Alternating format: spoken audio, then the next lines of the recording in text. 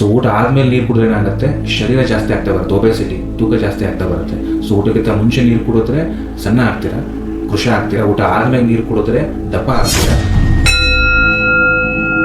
ಶ್ರೀ ಮಹಾಲಿಂಗೇಶ್ವರ ದೇವಾಯ ನಮಃ.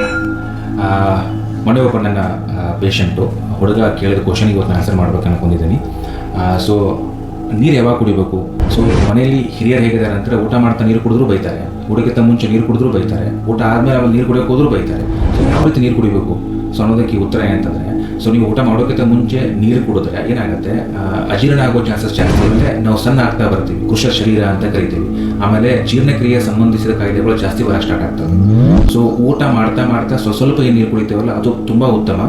ಸೊ ಅವಾಗ ಏನಾಗುತ್ತೆ, ಆಹಾರ ಸರಿಯಾಗಿ ಜೀರ್ಣ ಆಗುತ್ತೆ. ಸೊ ಜೀರ್ಣಕ್ರಿಯೆ ಚೆನ್ನಾಗಿ ಇಂಪ್ರೂವ್ಮೆಂಟ್ ಆಗ್ತದೆ. ಆಹಾರ ಬರುವಂಥ ಕಾಯಿಲೆಗಳು ಯಾವುದೂ ಬರಲ್ಲ. ಸೊ ಊಟ ಆದಮೇಲೆ ನಾವೇನು ನೀರು ಕುಡಿತೇವಲ್ಲ ಅದು ಜಾಸ್ತಿ ನೀರು ಕುಡಿದ್ರೆ ಏನಾಗುತ್ತೆ, ಆಮೇಲೆ ಆಲಸಿ ಭಾವನೆ ಜಾಸ್ತಿ ಬರೋಕ್ಕೆ ಸ್ಟಾರ್ಟ್ ಆಗುತ್ತೆ.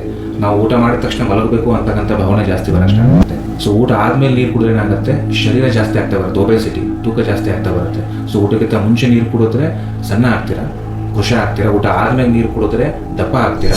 ಸೊ ಊಟದ ಮಧ್ಯದಲ್ಲಿ ನೀರು ಕುಡಿತಾ ಹೋದರೆ ಜೀರ್ಣಕ್ರಿಯೆನೂ ಸರಿಯಾಗುತ್ತೆ, ಹಾಗೂ ನಿಮ್ಮ ಶರೀರ ನೀವು ಸರಿಯಾಗಿ ಕಾಪಾಡ್ಕೋತೀರಿ.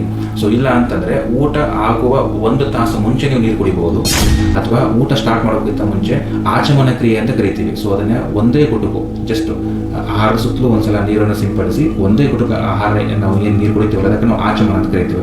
ಅಷ್ಟು ನೀರು ನಡೆಯುತ್ತೆ. ತುಂಬ ನೀರು ಕುಡಿಯೋದು ಅರ್ಹ ಅಲ್ಲ, ಒಳ್ಳೆಯದಲ್ಲ. ಸೊ ಊಟದ ಮಧ್ಯೆ ನೀರು ಸಿಪ್ಪು ಕುಡಿಬೇಕು. ಒಂದು ಗುಟುಕು ಕುಡೀರಿ, ಮತ್ತೆ ಆಮೇಲೆ ಊಟ ಮಾಡಿ, ಮತ್ತು ನೀರಡಿಕೆ ಆದಾಗ ಮತ್ತೆ ಇನ್ನೊಂದು ಗುಟುಕು ಕುಡೀರಿ.